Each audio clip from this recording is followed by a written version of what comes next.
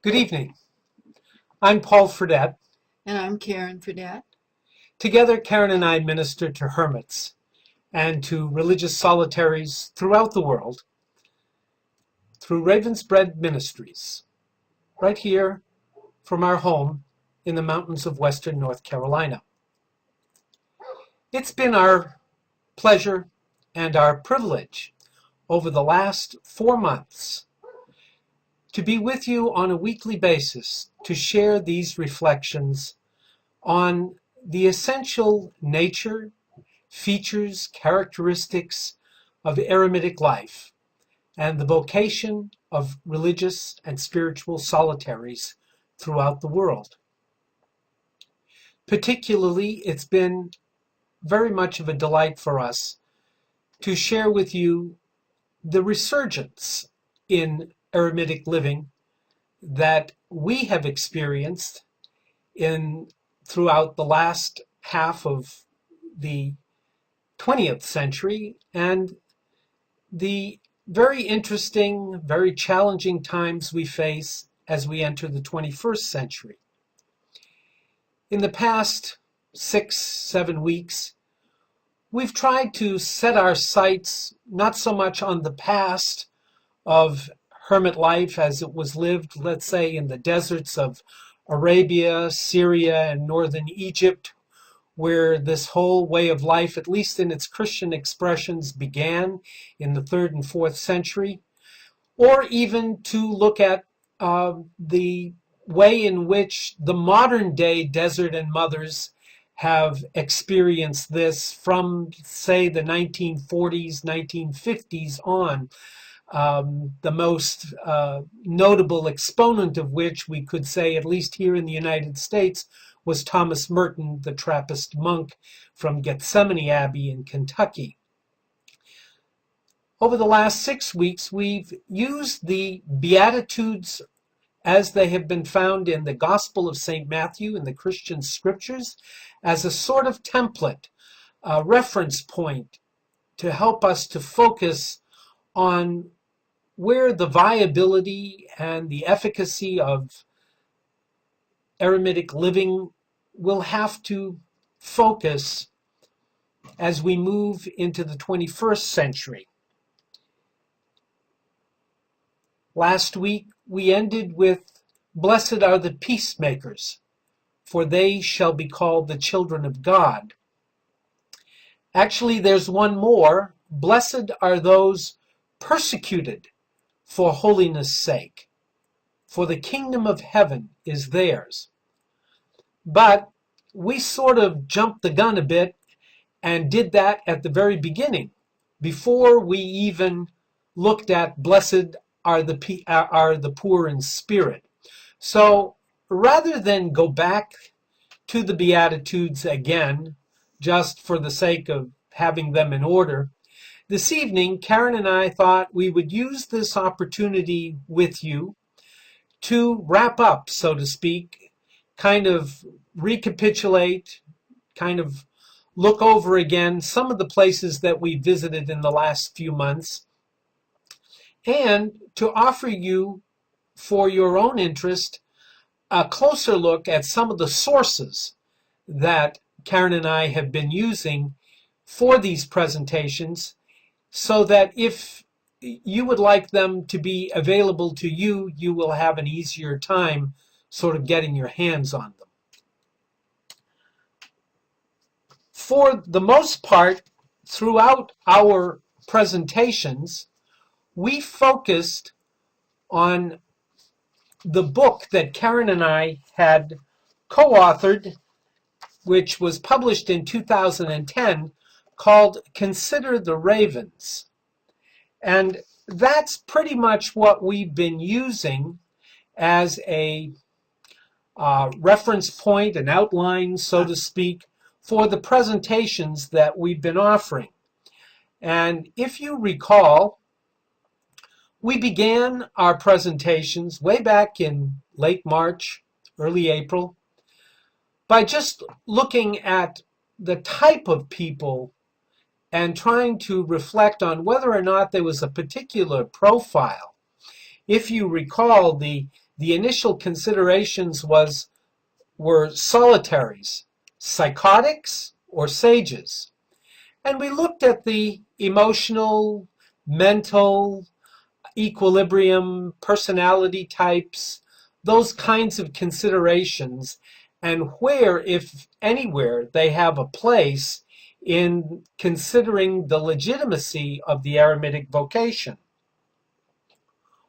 One thing that we did draw on, both in the book and in the presentations themselves, was the survey that Karen and I had conducted back in 2001 of the readership of the Ravensbread newsletter.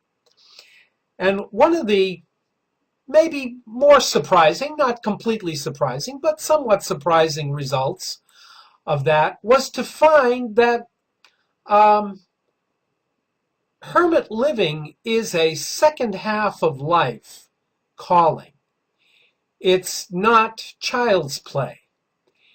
It's for those who have already a considerable amount of life experience under their belt, so to speak. This helps in making an authentic discernment, an authentic response to a call, to a consideration of this kind of life. After we looked at this, we went to looking at the reawakening of eremitic life in the 20th and the 21st centuries. We began that consideration by just recovering, so to speak, a sense of what the initial experience of this was for the early desert fathers and mothers, especially in the Christian tradition, who fled the urban centers of the ancient civilized world and went to the deserts of northern Egypt, Syria, Palestine, and either by themselves or in loras, in hermit communities of solitaries, began a way of life which for them was their means of salvation. After we looked at not only the early desert mothers and fathers, but then went on to consider some of the newer desert mothers and fathers of the 20th century, particularly in the English-speaking world, ones especially known in Northern Europe, in Great Britain, and in the United States and Canada. Not to mention Australia and New Zealand. Not to forget Australia and New Zealand. We went on to look at what are, based on over the long term, what are some of the essential features and characteristics. We looked at the importance of stability in this way of life.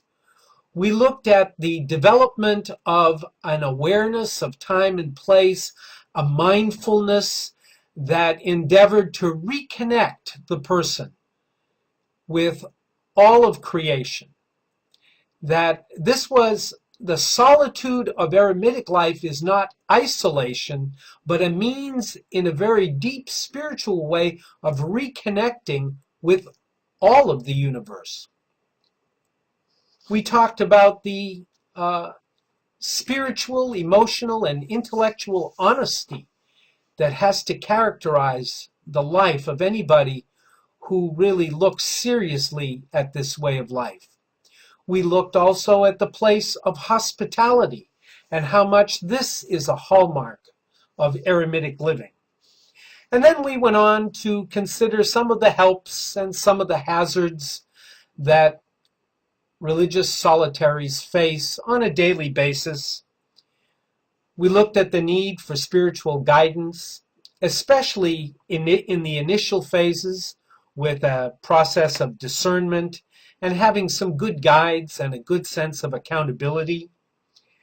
We looked at what Karen likes to call the bumps in the night, the sort of everyday garden variety endemic factors that really disturb the peace, the serenity, the inner tranquility of any hermit and would-be hermit. We looked at the big D's, doubt, deception, Discouragement. discouragement, and despair. And eventually we came to looking at we considered some of the practical points. We looked at different kinds of actual hermitage situations that people today really look at and gravitate towards. We talked about how solitude is experienced for many, some in a completely alone situation, others in small communities of religious solitaries who come together for mutual support on a regular but usually very infrequent basis. And finally, we wound up by considering some of the things that are really going to be important for hermits today and hermits as we move more fully into the 21st century, if this way of life is going to continue to have its importance and play the kind of critical role in the community that it has for centuries on centuries. Yes, and that was what took us into our extended study of the Beatitudes. And we said when we started, and I'd like to re-say it, is that we saw a talk by Richard Rohr in which he pointed out that in the first half of life, we usually are guided by the Ten Commandments. But by the time we've reached the second half of life, it is the Beatitudes that form our guiding, our goals, our purposes, and which give us the direction in which to grow. It's not that the Ten Commandments don't mean anything or are superfluous, but that in some ways the Ten Commandments are an external structure that point in the direction of the fulfillment of the law as Jesus expressed it himself, that they point towards the fulfillment of that in the Beatitudes. Yes. And the Beatitudes would then naturally be the guiding steps that the hermit would focus on. Now, we would like to offer you a list of some of the books that we have used that have been very helpful to us. And if you would like to look them up, purchase them, we'll give you the information you'll need. For what we'd like to do for the presentation, in order to be as much of a help as we can, is while Karen and I are saying a few things about these works that we've used as sources especially, we're going to put on the screen the title, the author, and the publisher, and when we know it, the amount, the price for which it sells. However, just be aware ahead of time that pretty much all of these works can be obtained by going, if you have computer and internet, by going to Amazon.com. So just to let you know that at this point. Let me see over here if I can get these things ready so that we can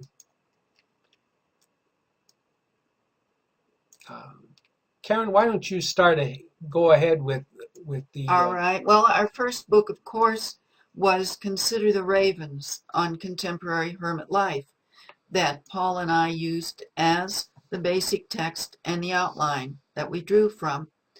Richard Rohr wrote the foreword for that book. Paul did the sketches of the various hermitages drawn from pictures that our readers from Ravenspread have sent to us. It is available through our website, ravensbreadministries.com.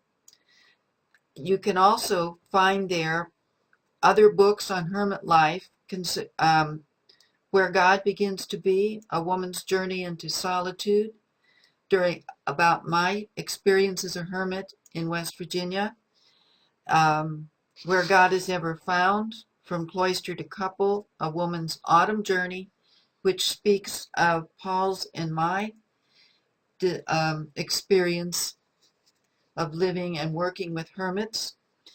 And also you'll find there Claire, Her Light and Her Song, which will be the basic text for our next series that we will be beginning next week.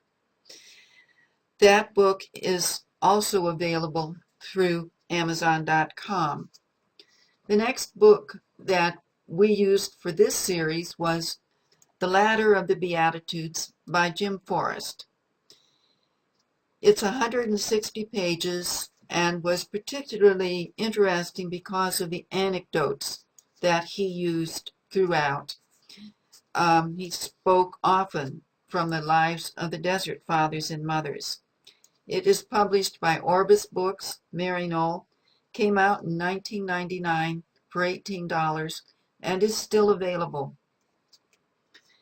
For our prayer services that we did every week, we used two wonderful books by J. Philip Newell, who is a scholar in spirituality at St. Giles Cathedral in Edinburgh, and wrote a very well-known book, The Book of Creation, based on Celtic spirituality.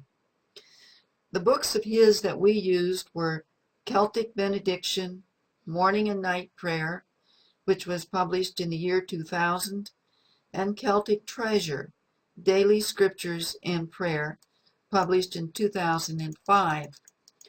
These books are particularly beautiful because they use drawings and pictures from the Lindisfarne Gospels as well as from the Book of Kells.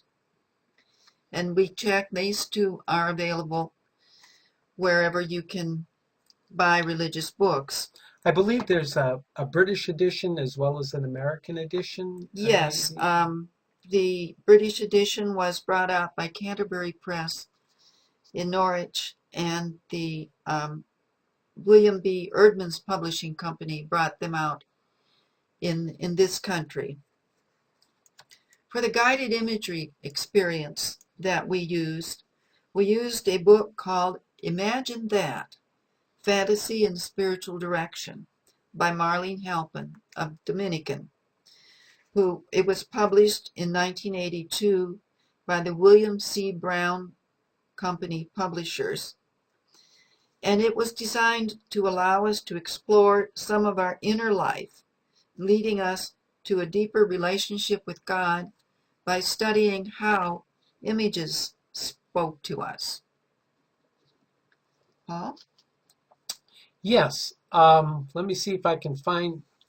One of the things that we found ourselves doing quite a bit throughout our presentations was recounting anecdotes, stories, and quoting many of the sayings of the early Desert Fathers and Mothers. Those were the original Christians who went out into the desert in the 3rd and 4th century. Many of those sayings, many of those stories are captured in these particular works right now. One would be The Wisdom of the Desert by Thomas Merton. It's a very brief book. It's only 81 pages, a small paperback, and the last half of the book is a collection. One could call it a haphazard collection. It's not done according to any particular geographical place or theme, or it's just a collection of a sampling of the sayings of the Desert Fathers that Thomas Merton thought would be a very good array to get people to really understand this. One of the very wonderful things about this small book is that Thomas Merton writes an introduction that is about 30 pages. The first 30 pages are an introduction. And for Karen and I, one could hardly do better if you're looking for a very brief, very well distilled, very concise summary of what eremitic life has been, what it has meant, what are its foundations, what it's built on, what its deepest meaning is. This, if you don't read anything else, read this. It's very brief, very powerful, and very much to the point. Now, if you're looking for a much more detailed summary, we would suggest going to the Sayings of the Desert Fathers, the alphabetical collection, translated by Benedicta Ward. Um, this is a very, very substantial work. And as it says in the title, it's an alphabetical collection. It's been actually put together according to the Greek alphabet. So you have the first section is alpha, followed by beta, delta, gamma. And of course, in the alpha section, you would have like Anthony and Arsenius and Asomony and a lot of the other, so that's the way it's organized. But it's very, very comprehensive. And if you're really interested in this, this is the book. This is the book to get. And this is out by Cistercian Publications. Another one that is kind of in between. It's actually, this is the most enjoyable one to read. Desert Wisdom, Sayings from the Desert Fathers. They're translated and the art is done by Yushi Nomura, and it's the art that accompanies the sayings is done in that brush and ink, Japanese brush and ink style, which is absolutely delightful. And this particular edition is introduced by Henry Nouwen, and it's a beautiful introduction. It's not nearly as long an introduction as the one that Thomas Merton does in his book, in his collection, but nonetheless, it is beautiful and done as only Henry Nouwen is capable of doing, with the kind of sensitivity and thought and breadth of vision that Nouwen is famous for. And not to forget the often forgotten Desert Mothers, the Sayings, Lives, and Stories of the Early Christian Women by Laura Swan is also a delightful collection and really is a valuable, valuable piece of work in all of this literature, since it's one of the few resources that really goes to and really delves into the early Christian women. And so the ancient Ammas are well represented and spoken of here. Karen? Yeah. One of the books that we used when writing our book and also when speaking to you was called The Eremitic Life, Encountering God in Silence and Solitude by Father Cornelius Wenzel, Cam, with Camaldolese. It's a very deep and insightful study written by a man who is writing from personal experience. It came out from their monastery in Bloomingdale, Ohio. Cam editions came out in 2007. I'm going to try an edition even as we're looking at this and see how well I can do this at the moment. Let me see if I can get in here, because obviously I've made a mistake. And this should be Cam editions, ERCAM editions, standing for Eremite Camaldolese Eremites, which would be Camaldolese Hermits. So it's Cam, not just Cam editions. Actually, I'm proud of myself. I did that really well. Yeah, you've done good here. I've done good. We've been talking about Thomas Merton, and we know that his journals came out only 25 years after his death and were spoken worthy because of his choice. And the third in the journals is called A Search for Solitude, which covers the years when Thomas Merton was trying very hard to discern solitude and the call to hermit life himself, as well as to convince his abbot and others in the community of the validity of this call. This was published by HarperCollins and came out in 1996. One of the books that no hermit should be without, in addition to the scriptures, is The Miracle of Mindfulness, an introduction to the practice of meditation by Thich Nhat Hanh.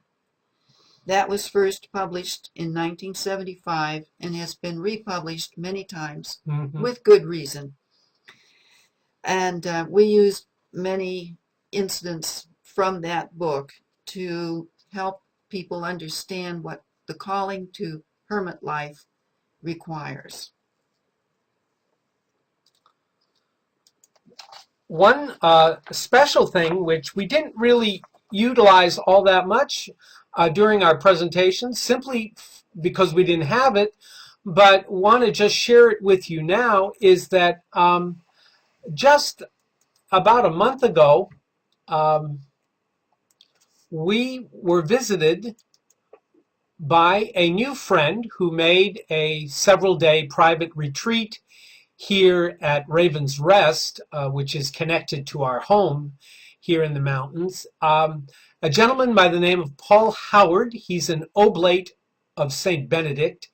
And while he was here, he shared with us a recent monograph that he had completed entitled Solitude and Community, Hermits and the Western Monastic Tradition.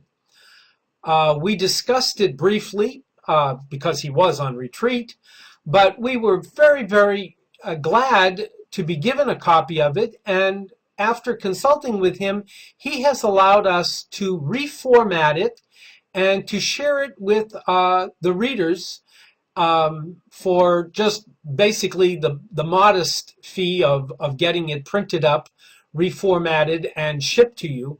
And so Ravenspread Resources is glad to be able to provide this.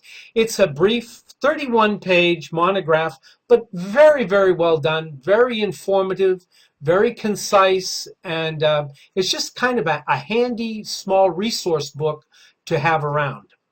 Karen? That is available by writing directly to us at our website, pkfredette@frontier.com. That's our email address. But you can also go to the website, ravensbreadministries.com, and on the Contact Us page, you can get to us that way as well. Yeah, but it isn't listed there yet. Right. It's So not don't actually look for it there. It's not actually listed yet in our resources, but it is available from us if you ask for the work that you see written on your screen right now, Solitude and Community, Hermits and the Western Monastic Tradition. Just ask for the work that's done by Paul Howard, Oblate of St. Benedict. And one last book we like to bring up is one that I've enjoyed for many times. You can see it. It's yellow. It's Hope for the Flowers, and it was written. Wait a minute. Maybe we can get this so that everybody can see what it looks like. Hope for the Flowers. It was written by a cousin of mine. I think she was a second cousin, 3 times removed, something like that. But we used that when we were talking about the Blessed Are the Meek. And it was a wonderful image, parable of what it means to have to go down in order to become who we are called to be. She described it as a tale, I would say a parable, partly about life, partly about revolution, and lots about hope for adults and others, including caterpillars who can read, because the main characters, the only characters in the Hope for the Flowers is the caterpillars. So we would suggest that that book might be of interest to you. Now, as we conclude our extended study on hermit life, we want to sum up all the main points in our books by addressing you, our readers, directly, our hermits and would-be hermits, with a very heartfelt counsel. We want you to realize that eremitical life is available to all who are attracted to silence, solitude, and simplicity. It is a treasure hidden in the fields, spoken of by Jesus. Once discovered, you will realize that it is necessary to sell everything that conflicts with it in order to possess this rare gift. Mm-hmm. You need no one's permission to follow your heart. It may create some problems in your life, but not to seize that treasure. Right. Will lead to the withering of your own soul. And to you, who have had the courage to dig up this treasure and live by its demands, we want to say this: let no one rob you of this jewel or convince you that it is a fake or counterfeit. I had that dismaying problem when I was discerning hermit life. One director told me I was heading to ruination, but another looked at me and said, "It is what you are called to be." And I followed that and found joy. I never regretted it. So you too, I trust, will find this gem of untold value, a diamond dug from the heart of the earth, which is your own deepest truth, and polished by the praying hands of thousands of hermits and solitaries who have come before you. Do not, I say, do not listen to anyone who tries to tell you that you have chosen a selfish way of life, that you are running away from your responsibilities to the world. Actually, it is because you see no better way to serve your fellow men and women that you are seeking the solitude, where, in prayer and in deep silence, you find your own center and help to balance our dizzily tilting planet.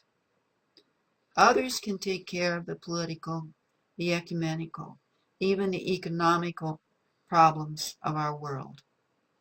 No one can do what you are called to do if you don't do it. If you do not walk this particular path into the wilderness that leads to the world's frontier, no one else will. It is yours to walk, yours alone. And again, as for the personal qualities, the lifestyles, the profiles, the psychological personality types, if you will, that they have, they're worth considering. But you have to remember that no two hermits are alike, and that there are as many ways of living hermit life as there are hermits doing it. There's no single type or personality that is better suited to eremitic life. Basically, all you need to be is a self-starter, someone who can maintain a routine without anyone to nudge you out of bed in the morning or into your prayer space at regular intervals. Do be a person of passion who finds deep delight in prayer and the spiritual exercises around which your life will turn every day.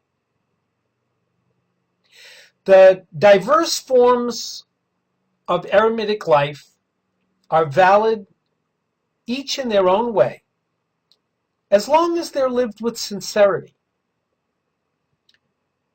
Don't please let yourself be misled by a stereotype of what a hermit is. Hermits are not angry, misanthropic recluses living in the wilderness, abhorring ordinary conveniences. The Spirit, after all, blows where it will, and will ask many of you to live in ways that defy preconceived notions, categories, established patterns of any kind. We're living on the frontier, quite literally, and we, each one of us in our own way, have to carve that path afresh. I offer you a word of warning. You won't be able to stay in your hermitage all the time. That's unrealistic. But each time you do leave your hermitage, your accustomed seclusion, take your peace with you. Share it generously with friend and stranger.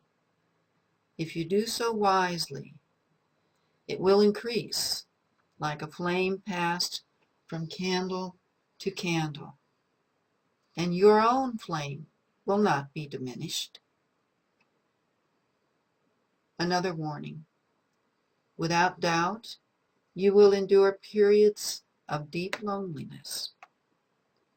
Befriend it and learn from it.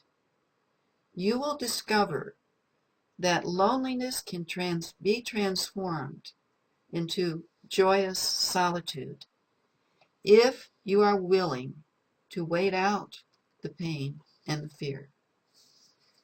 You will be stronger for having faced that fear directly. Be patient with the process. It will lead you to the discovery of inner friends, not least of which is your own soul. For many of you, a four-legged companion can add another dimension to your life, giving you someone else to focus on, to care about, to put up with, and to keep you from being a little selfish.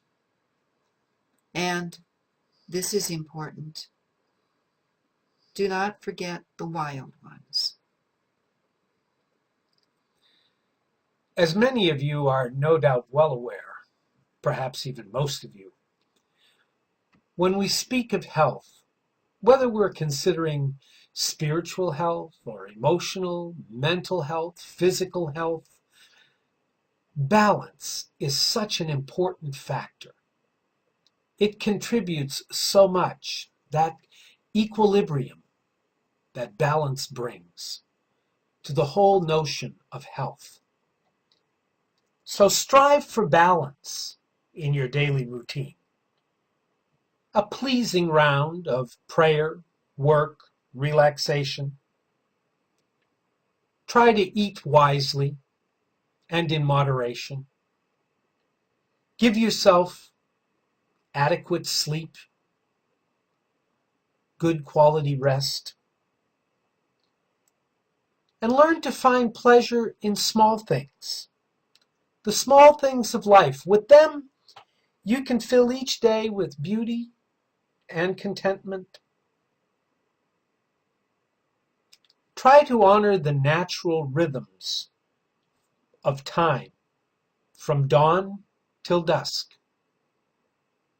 And at each turning of the seasons, smell the air, touch the leaves, taste the new foods that the season offers,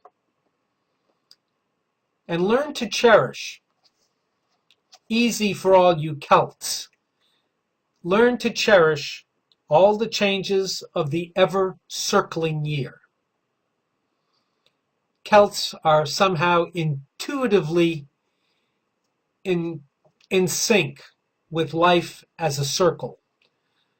Many of the rest of us have to make that switch from linear to circular in order to appreciate the fullness and the depth. So the changes of the ever-circling year, both those changes that are external as well as the changes that are internal. Often you will feel this, and this is a guarantee that you are walking in the dark with just the radiance from a small flashlight to illumine the ground at your feet. Take the step that you can see directly in front of you, and only then will you see the next step to take. The light will move ahead of you as you move, but only then. And you may find that there is no further step for you to take. That means you are to stay where you are, and if at all possible, put down roots, deep roots. For stability is very important for hermit life. It nurtures it. And our world desperately needs hermits who will just stand there, going nowhere, apparently doing nothing, but holding the light as a sentinel on our world's frontier, where you are watching for the world's coming one. Do not try to explain this to others. Those who would understand this already know it. Those who don't understand it likely never will. Let me share with you a quotation from Patrick Overton, which has meant a great deal to both Paul and I for over 20 years. It goes like this. When we come to the edge of all the light that we know and are about to step off into the darkness of the unknown, faith is knowing that one of two things will happen. Either there will be solid ground for us to stand on, or we will be taught to fly.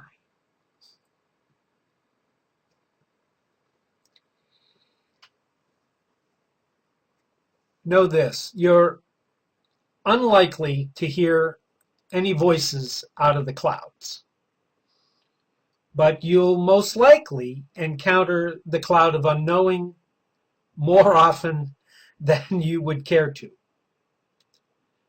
Try to maintain a perspective that allows you to discern just what needs to be done today and what is better left for the morrow. As much as possible, possess your soul in patience and look kindly on everyone. Yourself, first of all.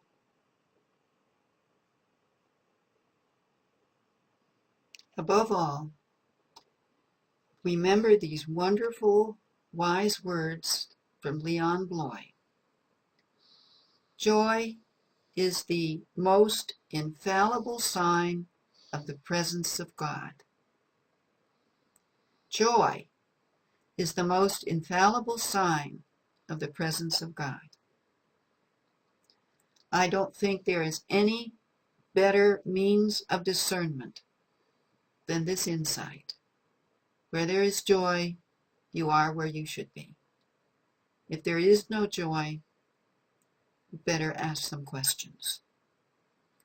Write that on your walls, carve it on your heart, and claim your heritage. It is part of your hermit calling. You are intended for joy and sweet contentment, even in this life. There are great riches to be had in the eremitic life if you are content with a sufficiency, as St. Paul said, and we remind each other frequently. The Lord will provide for you out of his own mysterious riches, if you but allow him. Remember the rainmaker. God's timing will be exquisite, usually just when you are ready to give up trying yourself.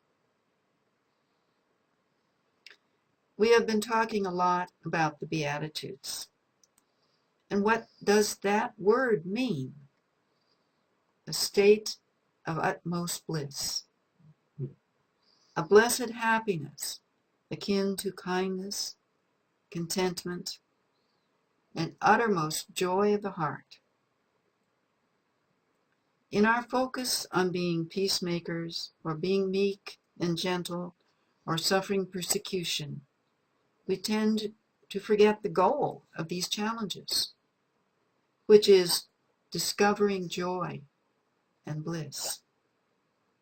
To be in a state of blessing, beatitude, where we can ask for nothing more, for we are content. We have all we need. We are complete. Jesus summed up the Sermon on the Mount by saying, "Rejoice and exult, for your reward will be great in heaven," which truly means you have found your heaven already here on earth. You will find joy beyond all imagining once you have entered fully into the charism of your hermit calling. Be solitary, be silent, and alone with God, cherishing your portion with gratitude. And now, let us be still. We are going to pray together and listen to the words of Jesus, which he added to the challenges that he threw down during his Sermon on the Mount. Imagine yourself among the crowds listening to Jesus on the grassy slopes. One translation suggests that the people were arranged like groupings of flowers among the green in their colorful robes and veils. See yourself there, fascinated by the man who is speaking with so much intensity.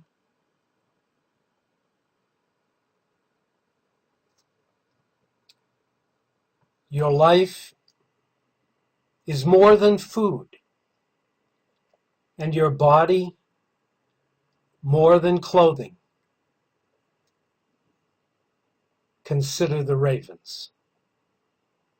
They do not sow or reap. They have neither storehouse nor barn,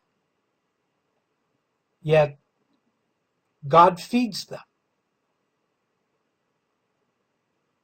How much more important are you than birds?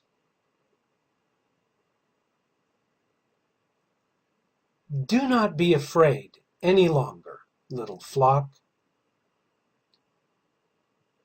for your Father is pleased to give you the kingdom.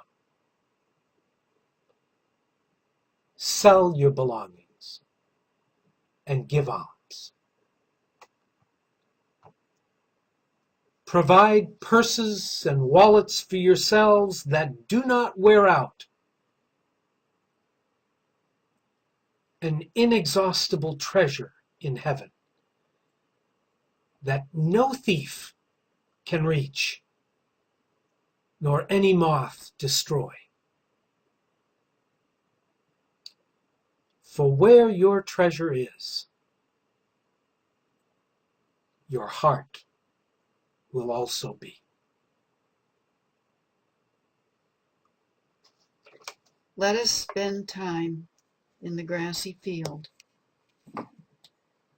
as people around you repeat the words they have just heard. Is your heart being tugged?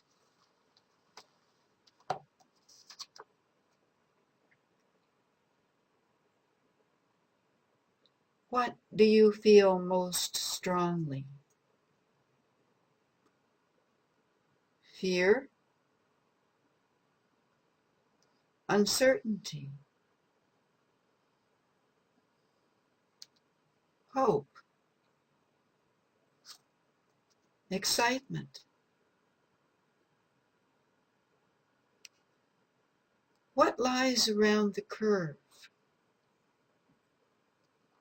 Across the hill where that man was sitting?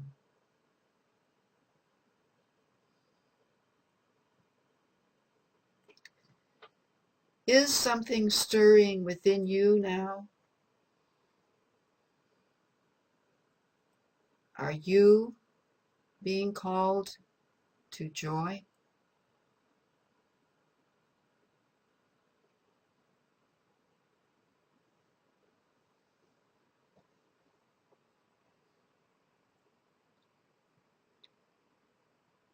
As we conclude our time together, wherever we are, let's remember the events of this past day, and however our heart is moved, let's take time to pray for the life of the world in the silence of our hearts.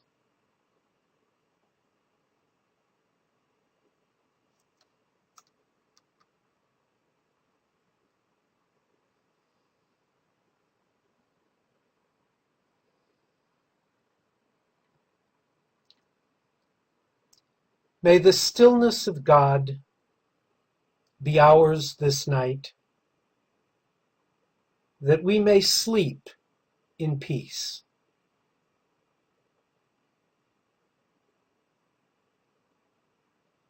May the awareness of the angels be ours this night, that we may be alert to unseen mysteries.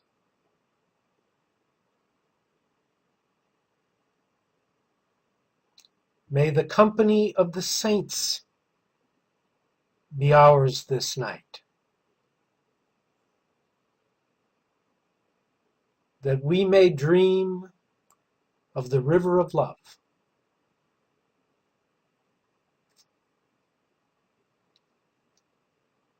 And may the life of Christ be ours this night, that we may be truly alive to the morning, that we may be truly alive.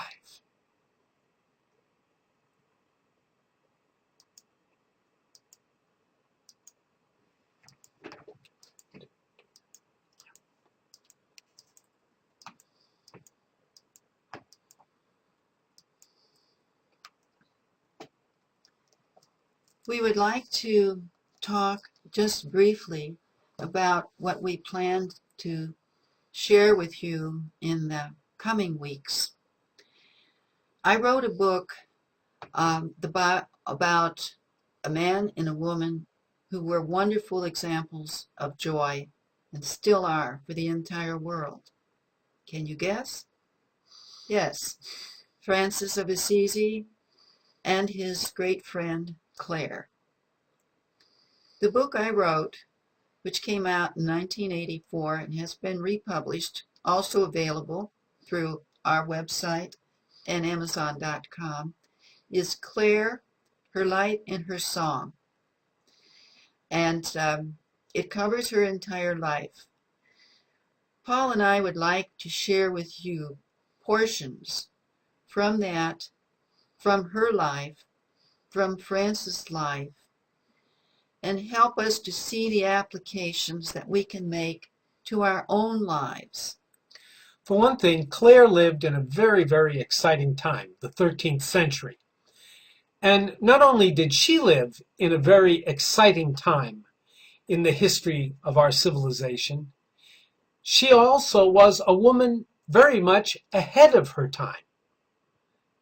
And in many ways, a woman for our own time. It would be a real privilege as well as a real delight for us to share facets of her life and the way in which her life intersected with that of Francis with you, so that we can share with you, and hopefully you in your own lives will experience the same delight and the same joy that Claire brings to us whenever she comes to mind, and that's very, very frequently. And now, once again, we want to say thank you to all of you who have shared in these presentations with us throughout these past months. We're particularly indebted, and we really feel this, not only to Brother Sean, but also to David Holmes and to Kedar and to several other folks who have not only really helped us with their support and their belief in us and what we had to offer in this program, but also really came to our rescue and helped us at very, very critical moments with the technical aspects of these presentations, which we have had absolutely before this no experience with. And so thank you for rescuing us from the fires of technological perdition. We are very, very appreciative, and we look forward in the months ahead to continue sharing with all of you the good news, the joy, and the wonder that we have found, especially in the person of Claire of Assisi. May the blessings of heaven, the blessings of earth, the blessings of sea and of sky, on those we love this night, and on every human family, the gifts of heaven, the gifts of earth, the gifts of sea and sky. Good night, and God bless each one of you.